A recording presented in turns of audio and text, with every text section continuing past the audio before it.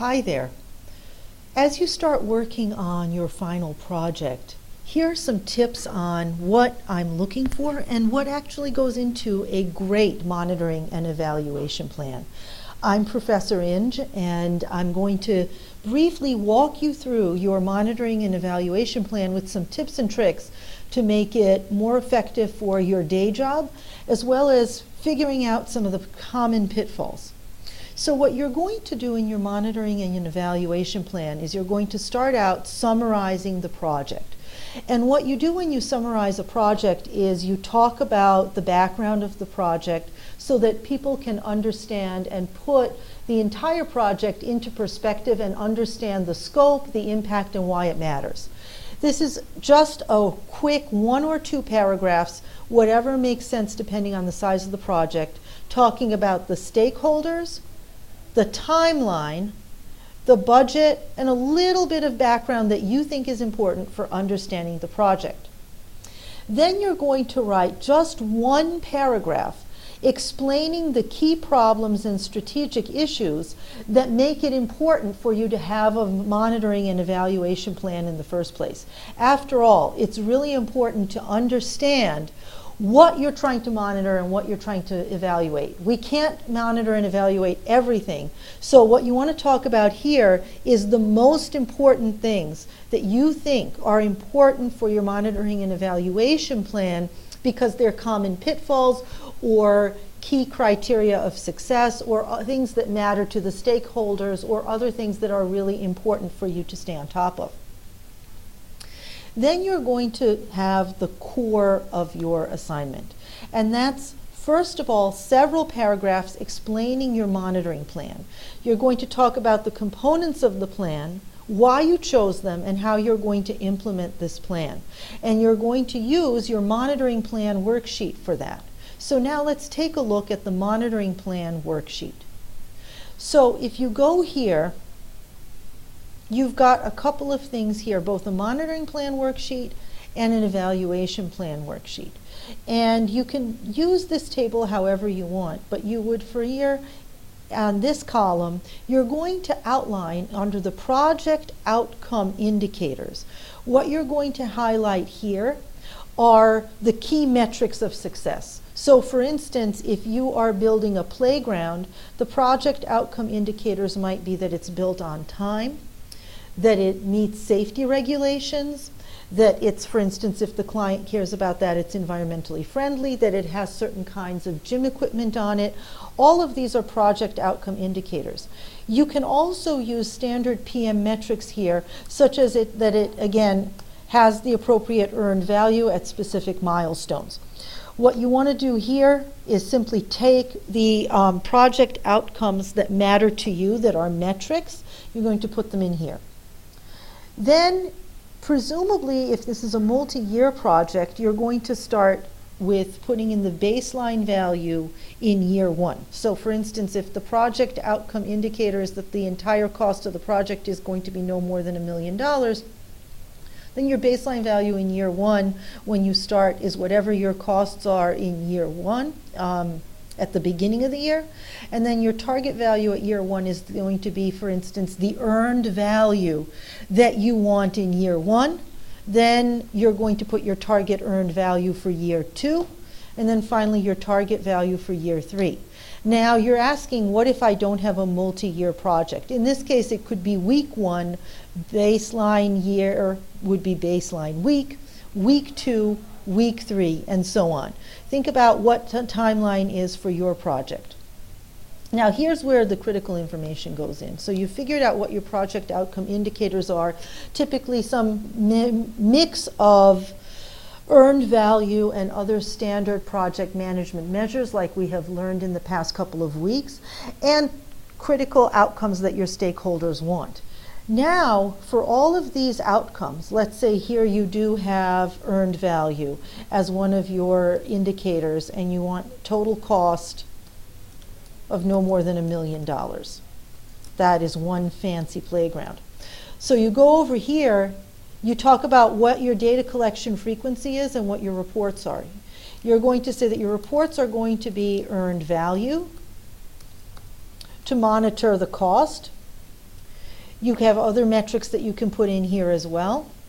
And if you want to put in the frequency, let's say you're going to monitor it monthly. And that's to ensure that the project does not go over budget, and that in terms of earned value, it's also sticking to the timeline. So you would also put the same information here in the deadline. Let's say it's September of 2020. And here you're going to put your target values per year one would be, or say month one would be, that it would be 20% complete. Then you want it 40% complete. And then finally, let's say 100% complete by year three, or month three. So then here you're going to say that you're monitoring this again using your earned value calculations, and you're monitoring this, say, weekly. Then for your data collection instruments, you're going to say, how are you going to collect the data? So in other words, you're going to talk to the foreman. You're going to talk to critical stakeholders who can give you different kinds of information. And then here, responsibility for data collection is usually going to fall to you as the project manager. If you are not the project manager, or you are delegating the responsibility for data collection to other people, you will put who is responsible for that information. You don't have to name names. You're simply saying a job title.